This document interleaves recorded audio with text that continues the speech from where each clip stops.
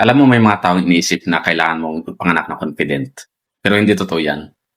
Ang confidence, natututunan at nabubuo. Kaya kung ngayon nahiya ka magsalita, natatakot ka magkamali o kinakabahan kang humarap sa ibang tao, okay lang.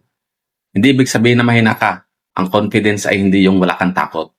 Ang confidence ay yung may takot ka pero ginagawa mo pa rin. Kaya magsimula ka sa maliit na bagay. Magsalita ka ng malinaw. Tumingin ka sa mata kapag kausap mo isang tao. Huminga ka ng malalim bago magsalita. At higit sa lahat, maganda ka.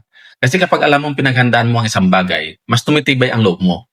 At kapag nagkamali ka, huwag ka mong ikahiya. Sabihin mo, oo, nagkamali ako pero matututo ako.